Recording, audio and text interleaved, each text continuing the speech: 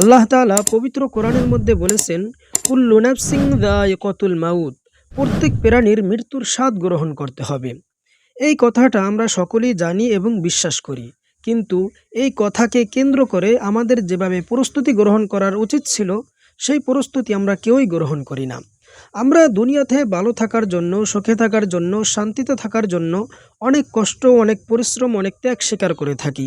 কিন্তু মৃত্যুর পর আমাদের একটি জগৎ আছে, যেই জগৎ হচ্ছে আমাদের চিরস্থায়ী জগৎ, যেখানে আমাদের আবাদুল আবাদ থাকতে হবে, যেখানে শুরু আছে আর শেষ নেই, যেখানে দুনিয়ার প্রত্যেকটা জিনিসের হিসাব আমাদের দিতে হবে।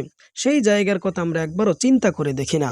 যখন আমাদেরকে কবরে রাখা হবে, আমাদেরকে ফেরেশতারা যখন প্রশ্ন করবে, মান রব্বুকা, তোমার রবকে, মা দিনুকা, তোমার ধর্ম কি, মান নবিউকা, তোমার নবীকে, এই তিনটা প্রশ্নের উত্তর আমরা কিভাবে দেব? এই চিন্তা, এই চেতনা আমাদের কারো মধ্যেই নেই। আপনি হয়তো ভাবতে পারেন যে এই তিনটি প্রশ্নের উত্তর আমরা সকলেই জানি, তাহলে ওই সময় কেন পারবো না? ওই সময় না পারার কারণ হচ্ছে, দুনিয়াতে আল্লাহ তাআলা আমাদেরকে স্বাধীনতা দিয়েছেন, কিন্তু ওইখানে আমাদের কোনো স্বাধীনতা থাকবে না। ওইখানে আমরা চাইলেই একটা কথা বলবো বা নিজের ইচ্ছায় কথা বলবো, এরকম আমাদের কোনো স্বাধীনতা থাকবে না। ওইখানে প্রত্যেকটা কথা, প্রত্যেকটা কাজ হবে দুনিয়ার কর্মের উপর নির্ভর করে।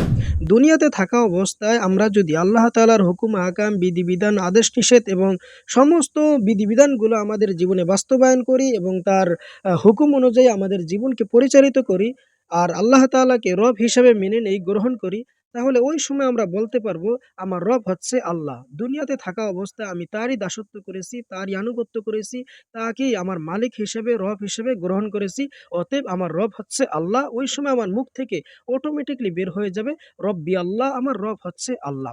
দ্বিতীয় প্রশ্ন যখন আমাদেরকে করা হবে যে মা দীনুকা, তোমার ধর্ম কি?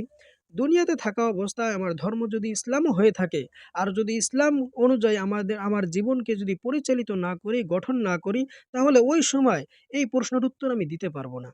কেননা ইসলাম শুধু ধর্ম হলেই হবে না, ইসলাম অনুযায়ী আমাদের জীবনকে গঠন করতে হবে।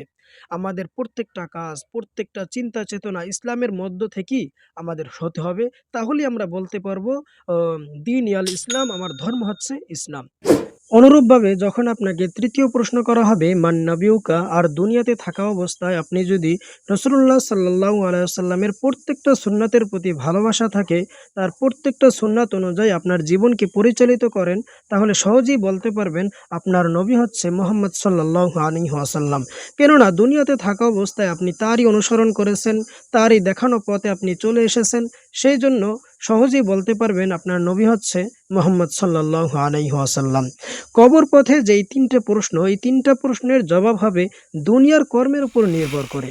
তাই এর দ্বারা বোঝা যায়, কবরে আমাদেরকে যে তিনটি প্রশ্ন করা হবে, এই তিনটি প্রশ্নের জবাব হবে আমাদের দুনিয়ার কর্ম অনুযায়ী।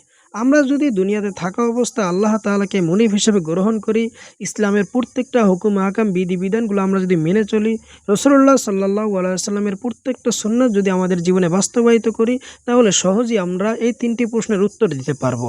সর্বোপরি কথা হচ্ছে, এই দুনিয়া থাকার জায়গা নয়। এই দুনিয়াতে তিনটা জেনারেশন, দাদা, বাবা এবং ছেলে, এই তিনটা জেনারেশনই সবসময় চলমান থাকে।